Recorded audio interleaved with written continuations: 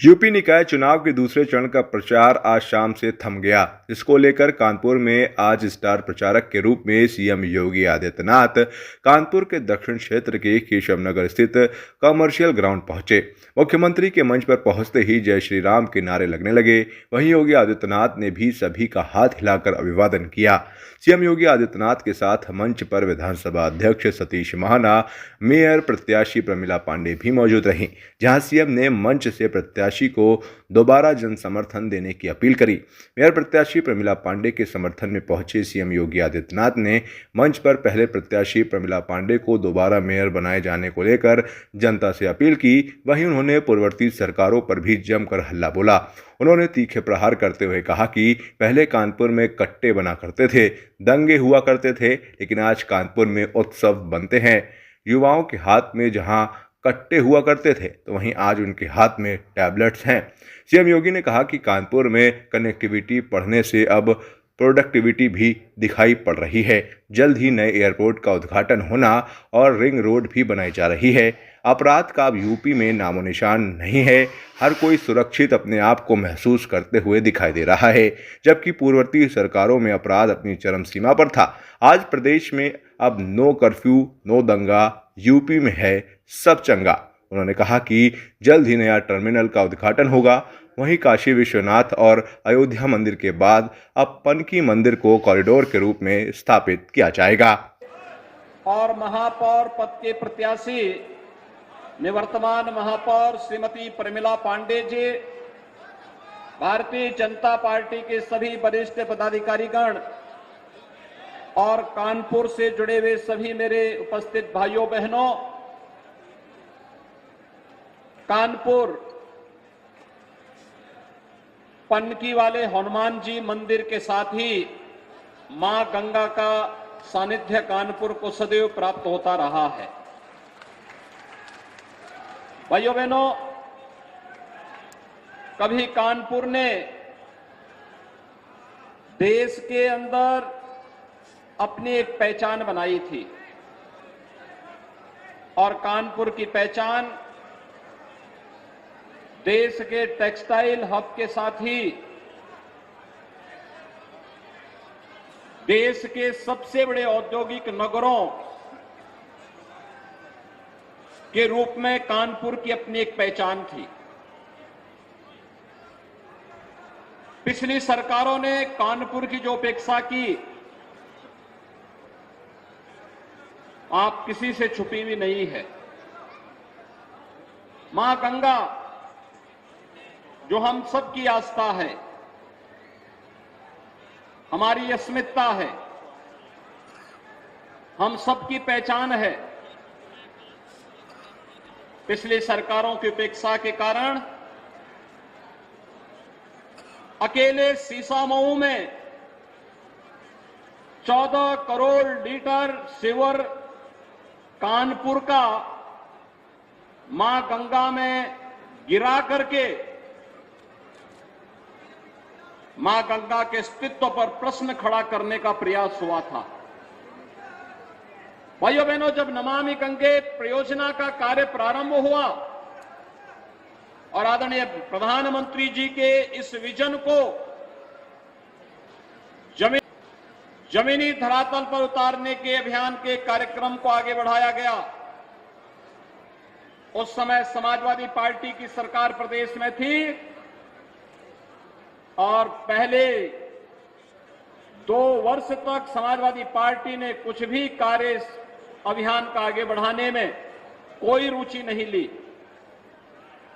भाइयों बहनों, जब मार्च 2017 में डबल इंजन की भारतीय जनता पार्टी की सरकार प्रदेश में आई,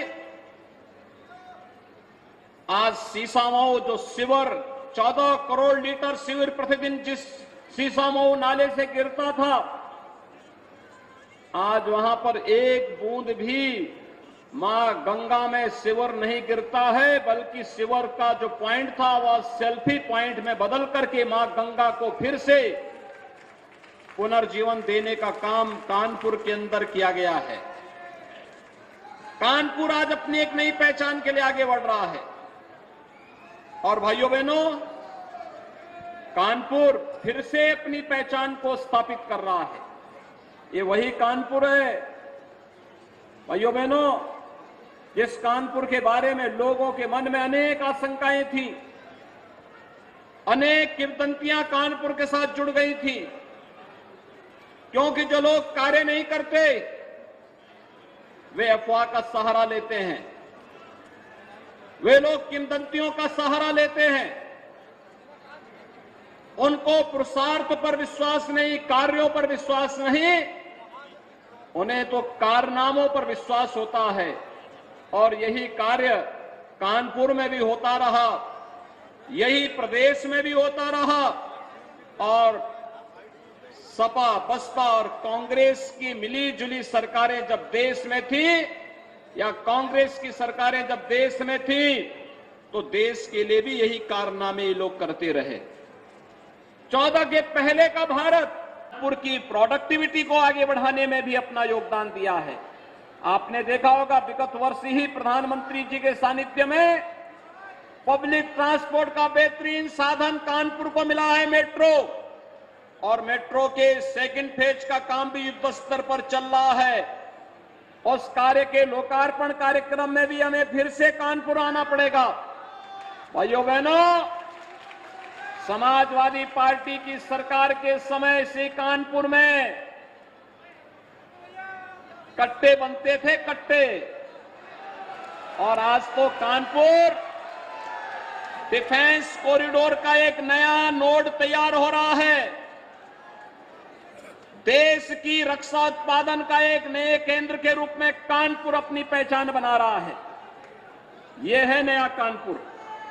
और इसलिए भाइयों बहनों, एक और देश के अंदर बन रहा इंफ्रास्ट्रक्चर और दूसरी ओर लोक कल्याण के कार्य, गरीब कल्याणकारी योजनाओं को किस रूप में भारत ने प्रत्येक नागरिक तक पहुंचाने का कार्य किया।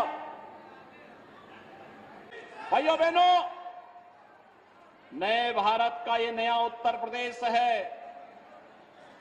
इस नए उत्तर प्रदेश में भी पिछले 6 वर्ष के अंदर बहुत सारे कार्यक्रमों को आगे बढ़ाने का कार्य हुआ है।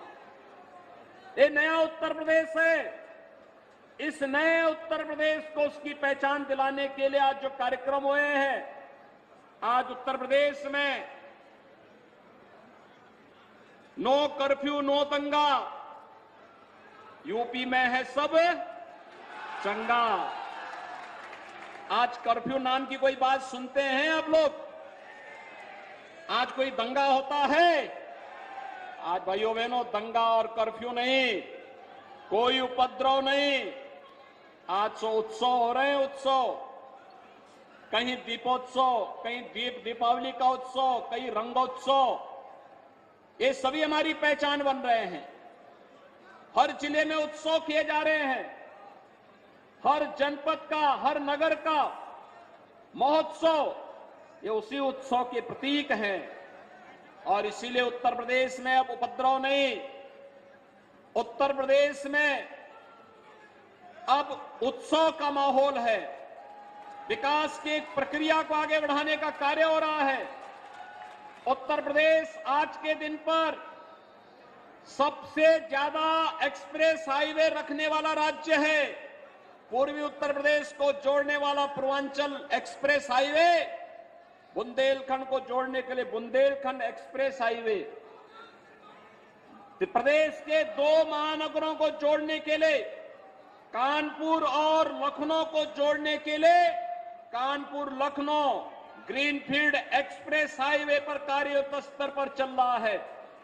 और उत्तर प्रदेश आज के दिन पर देश में सर्वाधिक मेट्रो वाला सिटी भी है। कानपुर, लखनऊ, गाजियाबाद, नोएडा, ग्रेटर नोएडा, यहां पर मेट्रो का संचालन हो चुका है। और भाइयों बहनों, आगरा में बहुत शीघ्र मेट्रो का हम संचालन करने जा रहे हैं। भाइयों बहनों, ये नया उत्तर प्रदेश है। एक नए इंफ्रास्ट्रक्चर के मॉडल के साथ 2017 के पहले मात्र 2 एयरपोर्ट उत्तर प्रदेश के क्रियाशील थे। आज उत्तर प्रदेश में 9 एयरपोर्ट क्रियाशील हैं और कानपुर में बहुत शीघ्र अपना टर्मिनल प्राप्त होने वाला है। इसी महीने इसका उद्घाटन होने वाला है। ढेर सारी वायु सेवाएं कानपुर से देश और दुनिया के लिए जुड़ती भी दिखाई देंगी। 2023 के अंत में 5 इंटरनेशनल एयरपोर्ट वाला उत्तर प्रदेश देश का एकमात्र राज्य होगा। ये नया उत्तर प्रदेश नए भारत को ग्रोथ इंजन के रूप में नई ताकत देने का कार्य करेगा। और भाइयों बहनों, जहां ये कार्य युद्ध स्तर पर हुए हैं, वहीं उत्तर प्रदेश आज अपने स्वयं की पहचान को भी आगे बढ़ाने का कार्य कर रहा है। आज उत्तर प्रदेश के अंदर क्या नहीं है? सब कुछ हमारे पास है, बशर्ते इन कार्यक्रमों को ईमानदारी के साथ आगे बढ़ाने की थी। और उसे ही आगे बढ़ाने के लिए आज मैं आपसे अपील करने के लिए आया हूं कि नगर निकाय चुनाव केवल एक चुनाव नहीं है, लोकतंत्र का एक उत्सव मात्र नहीं है, जनता को बुनियादी सुविधाएं उपलब्ध कराने का भी एक माध्यम है। जनता के साथ न केवल संवाद बना करके बल्कि उन समस्याओं का समाधान करने का भी एक माध्यम है जो हर नगर के अंदर आम जनमानस की बुनियादी सुविधाओं के लिए आवश्यक होता है। कानपुर के यातायात को सरल और सुगम बनाने के कार्य भी किए जा रहे हैं। अमृत योजना का कार्य हो, स्मार्ट सिटी योजना के अंतर्गत लगभग 3000 करोड़ रुपए की लागत से और अमृत योजना के माध्यम से लगभग 400 करोड़ रुपए की लागत से कानपुर के अंदर कार्यों को आगे बढ़ाने का कार्य हो रहा है। और इसीलिए आज मैं आपके पास आया हूं आपसे अपील करने के लिए। डेमोक्रेटिक आई न्यूज़ चैनल को लाइक करें, शेयर करें, सब्सक्राइब करें और बेल आइकन दबाएं।